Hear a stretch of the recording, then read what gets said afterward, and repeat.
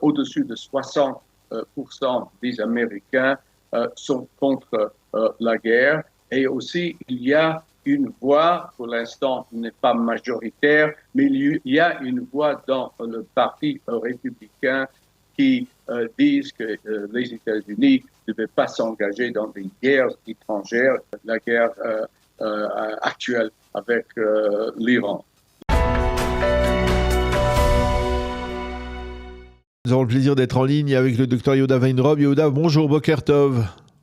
Bonjour. Merci d'être avec nous ce matin. Je rappelle à nos auditeurs que vous êtes enseignant au collège d'enseignement supérieur de Rishon LeZion. Vous êtes un spécialiste des États-Unis et même des relations entre Israël et les États-Unis. Et avec vous, je voudrais essayer qu'on essaye de décrypter la réponse, ou en tout cas la réaction de Donald Trump à la réponse des Iraniens. Visiblement, Donald Trump n'est pas satisfait. Est-ce que, et la réponse des Iraniens, elle est plutôt décevante puisqu'elle n'apporte aucun progrès, on va dire, sur les dossiers qui préoccupent les Américains, à savoir en particulier le dossier du nucléaire et peut-être même celui des missiles balistiques. Est-ce que vous avez le sentiment, après la réponse des Iraniens et la réaction de Donald Trump, que l'on s'achemine vers un nouveau round, une confrontation militaire ? Je ne suis pas certain. C'est certes que le président Trump a été dessus. Je vous rappelle qu'au début, dans ses 14 ou 15 points qu'il avait présentés aux Iraniens, il parlait d'un cessez d'enrichissement d'uranium, enlèvement de tous les restes de l'uranium enrichi. Les promettre aux mains peut-être des États-Unis et bien sûr des droits pour les Iraniens eux-mêmes et aussi les proxys, etc. Toute une gamme d'intérêts. Ces intérêts correspondaient plus ou moins à ce qu'Israël avait, aussi malgré le fait qu'on aurait voulu également qu'il y ait un changement de régime. L'Iran a rejeté totalement ses intérêts, mais il faut dire aussi le fait que l'Iran a même commencé à mener des négociations avec les États-Unis veut dire qu'elle a quand même le couteau à la gorge. Je pense que ils attendent une autre réponse de l'Iran.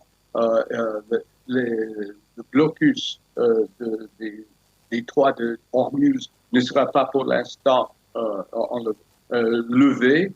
Il y a aussi, pour les États-Unis, quelques points de pression.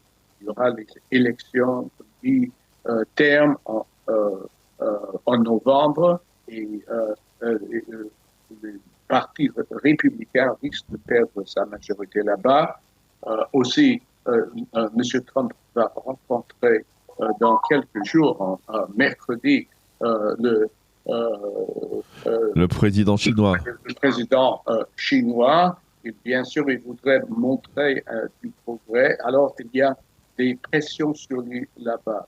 Alors justement, dans la constellation actuelle, avec la proximité de cette rencontre entre Donald Trump et le président chinois, vous ne pensez pas que justement, l'intérêt du président américain face aux Chinois, c'est de montrer une sorte de force, de volonté, de détermination qui pourrait se traduire par justement une reprise des combats plutôt que, on va dire, la voie de la négociation qui est aussi perçue par certains, on va dire, certains rivaux des États-Unis, comme la Chine, comme les Russes, comme une marque de faiblesse.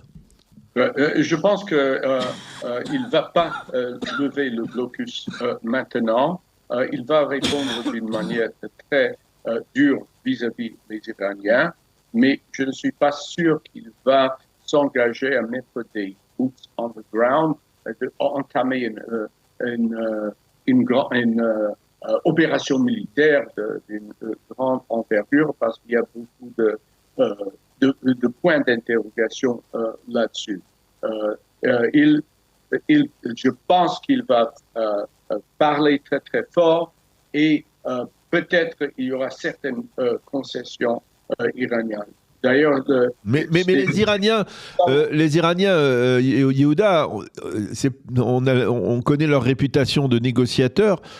Il semble avoir compris que Donald Trump aujourd'hui n'était pas intéressé à reprendre les combats, qu'il avait des problèmes sur le plan intérieur, les élections du mi-terme, les pressions au sein même du parti républicain. Dans cette constellation, rien ne pousse les Iraniens à faire des concessions. Je pense si encore. Ils perdent leur revenu de pétrole. Également, la Chine elle-même perd beaucoup par ce blocus iranien.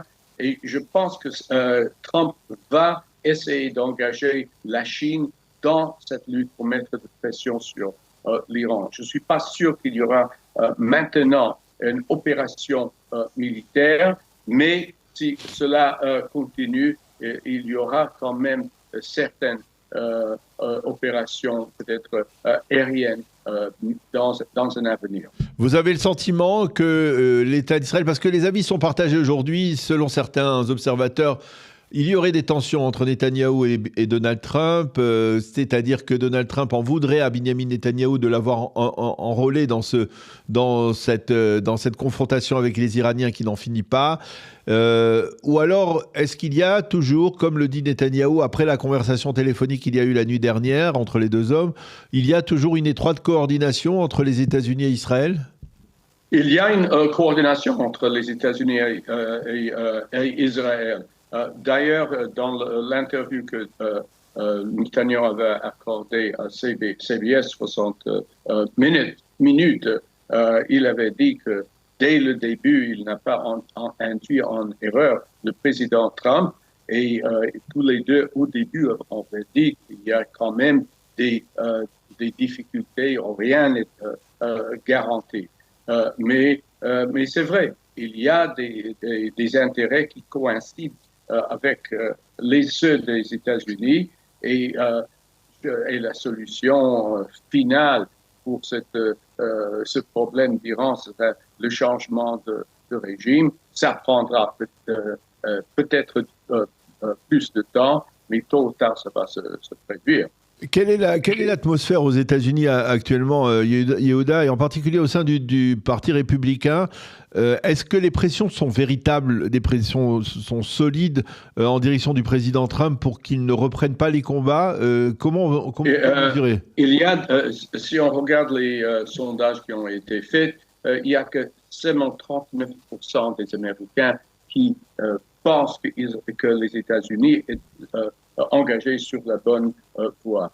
Au-dessus de 60% des Américains sont contre la guerre. Et aussi, il y a une voix, pour l'instant, n'est pas majoritaire, mais il y a une voix dans le Parti républicain qui disent que les États-Unis ne devaient pas s'engager dans des guerres étrangères, y compris la guerre actuelle avec l'Iran.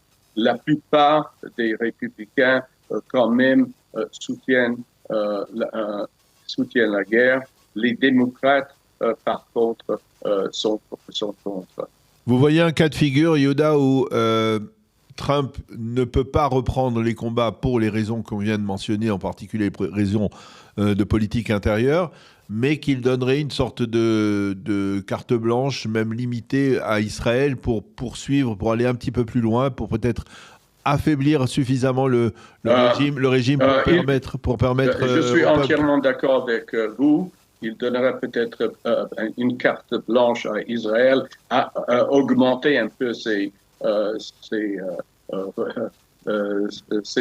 frappes. Mais il faut aussi savoir, pour l'instant, toute la conversation, et ça m'étonne, est sur le nucléaire. Et ça, c'est bien sûr un intérêt important et pour Israël et pour les États-Unis.